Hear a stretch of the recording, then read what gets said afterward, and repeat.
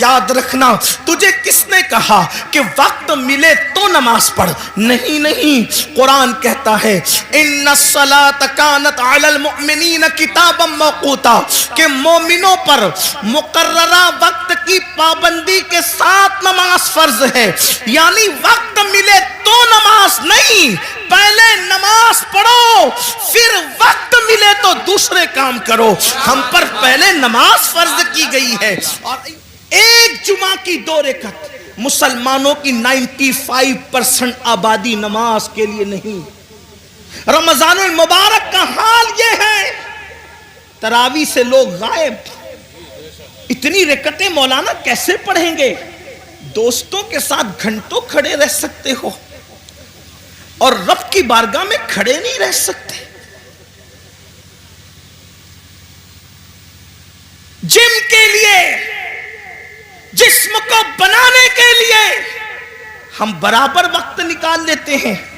میں اپنے جوانوں سے کہتا ہوں بالکل جم کرو، وقت نکالو، لیکن یہ بھی کہتا ہوں جسم بنانا ہے تو جم جاؤ، اور اگر قبر کے کیڑوں سے جسم کو بچانا ہے تو مسجد میں آؤ. سبحان اللہ سبحان اللہ. جم جاؤ گے تو جسم بنے گا، مسجد میں آؤ گے تو جسم قبر میں بچے گا.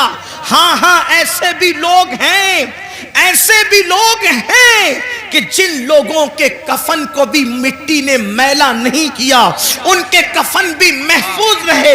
ارے دور کہاں جاتے ہیں اور کدھر جاتے ہیں؟ یہی مراد آباد کی سرزمین ہے، اور اس سرزمین پر ایک اللہ رب العزت کا ایسا بندہ جو اپنے وقت کا عظیم عاشق رسول تھا، جسے دنیا، اور وہ بھی اللہ اکبر، مجاہد حریت، مجاہد آزادی، 1857 کا وہ عظیم ہیرو جس نے انقلاب میں اپنا خون جگر دے کر کے اللہ اکبر اسی ملک کی آزادی کے لیے بنیادیں فراہم کی، اسے دنیا سید کفایت علی کافی مراد آبادی کے نام سے جانتی اور پہچانتی ہے. آپ جانتے ہیں ان کے مزار مقدس سے روڈ ہو کر کے گزر رہی تھی، اور اللہ اکبر جب کھدائی ہوئی تو اس وقت لوگوں نے دیکھا کافی مراد آبادی کا جسم تو جسم محفوظ تھا، لیکن کفن کو بھی مٹی نے میلا نہیں کیا تھا. یہ کس کی زندگی ہے؟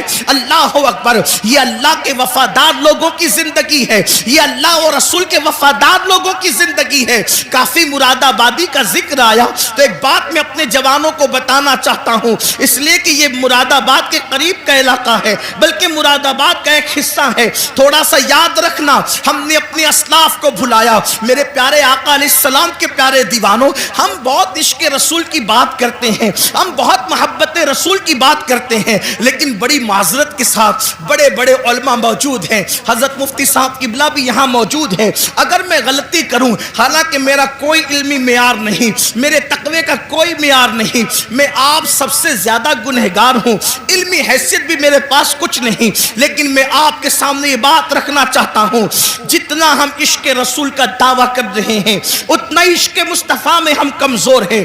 یاد رکھنا، جس دن مسلمان سچا عاشق رسول بن جائے، ہم نعرے والے عاشق بنے، ہم کھچڑے اور شربت والے عاشق بنے، ہم بریانی والے عاشق بنے، لیکن ہم نے سچے عشق رسول کی طرف کبھی قدم نہیں بڑھایا. بڑی معذرت کے ساتھ آج لبیک یا رسول اللہ کے نعرے تو بہت لگ رہے ہیں، مجھے اس نعرے سے کوئی اختلاف نہیں، مجھے بہت اچھا لگتا ہے جب کوئی لبیک یا رسول اللہ کہتا ہے. کبھی سوچا لبیک یا رسول اللہ کا مطلب یا رسول اللہ میں حاضر ہوں؟ حضور کہہ رہے ہیں نماز کے لیے آ، کیا کبھی کہا یا رسول اللہ میں حاضر ہوں؟ حضور بلا رہے نماز کے لیے آ، وہاں سے تو غیر حاضر ہے. حضور فرما رہے اپنے چہرے پہ داڑھی سجا، وہاں سے غیر حاضر ہے. حضور فرما رہے ماں باپ کے حقوق ادا کر، وہاں سے تو غیر حاضر ہے. حضور فرما رہے ہیں اپنے بھائیوں کے حقوق ادا کر، وہاں سے تو غیر حاضر ہے. حضور صلہ رحمی کے لیے فرما رہے ہیں، وہاں سے تو غیر حاضر ہے. حضور بیوی کے ساتھ اس نے سلوک فرما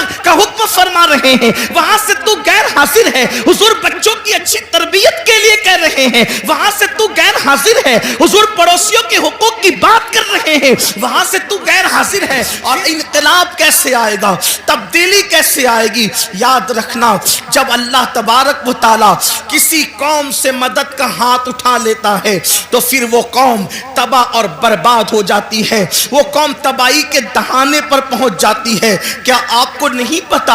अल्लाह अकबर, सैयदना फारूक आज़म रदी अल्लाह तबारक व तआला अन्हु, उनको शहीद करने के लिए उन पर हमला किया है फैरोज नामी एक शख्स ने, एक मजूसी ने, और जख्मों से खून बह रहा है, जख्मों से खून रस रहा है। ऐसे आलम में फारूक आज़म तयम्मुम करते हैं और तयम्मुम करके उठ करके खड़े होते हैं। किसी ने कहा अमीरुल मोमिनीन, पूरा वजूद लहू लहान है और आप नमाज की तैयारी कर रहे हैं। फारूक आज़म फरमाते हैं, मैंने इन्हीं कानों से अपनी आंखों की ठंडक मुस्तफ़ा जाने रहमत से सुना है कि जिसने नमाज छोड़ दी उसका दीन में कोई हिस्सा नहीं, इसलिए कि नमाज दीन का सुतून है। आप मुझे बताएं ना, आज अल्लाह अकबर, अगर आपके घरों से धुआं उठ रहा है, अगर आपके घरों को जलाया जा रहा है या तुम्हें घर से बेघर किया जा रहा है, तो थोड़ी देर तसव्वुर तो करो, जो कौम अल्लाह के घर को वीरान कर दे, क्या उस कौम के घरों को वीरान नहीं किया जाएगा? मुझे बताओ, तुम्हारे घरों पे बिल्डोजर चल रहे हैं तो तुम्हें इतनी तकलीफ हो रही है, बरसों से तुमने अल्लाह के घरों को वीरान किया है। कभी ये तो सोचा होता? याद रखना, मैं किसी की हिमायत या मुखालफत करने नहीं आया, लेकिन मेरी कौम के जवानों हजारों की तादाद में यहाँ जो ठाटे मारता हुआ समंदर मौजूद है, अल्लाह की इज्जत की कसम, अगर महसूस कर ले कि हमने अल्लाह तबारक व तआला के साथ कितनी जफा की है, जिसने हमें माँ के पेट के अंदर खूबसूरत शक्ल अता फरमाई, पैदा होने से पहले माँ के सीने में हमारे लिए गिज़ा पैदा फरमाई, माँ के दिल में ममता पैदा की, बाप के दिल में शफकत पैदा की, जमीन का फर्श बिछाया, आसमान का शामियाना ताना, इतनी नेमतें दी, इतनी कुव्वतें दी, इतनी इज्जतें दी, चलने की ताकत उसने दी, बोलने की ताकत उसने दी, हुस्न जमाल उसने दिया, खाने पीने की कुव्वत उसने दी, उसने सब कुछ दिया। दोस्तों के लिए वक्त है, बीवी के लिए वक्त है, बच्चों के लिए वक्त है, भाइयों के लिए वक्त है, सबके लिए वक्त है। हत्ता कि अपने कुत्तों को टहलाने के लिए वक्त है, हत्ता कि चिड़िया कौवे पालने के लिए वक्त है, हत्ता कि तोता मैना को देने के लिए वक्त है। लेकिन वो खुदाए वादहू ला शरीक जिसने सारी नेमतें अता की है, उसके लिए 10 मिनट का टाइम नहीं। सुन लो, हालात इससे भी बदतर होंगे, हालात इससे भी ज्यादा बिगड़ेंगे अगर हमने अपने आप को बदलने की कोशिश नहीं की। कोई पनाह देने वाला ना होगा, कोई मदद करने वाला ना होगा।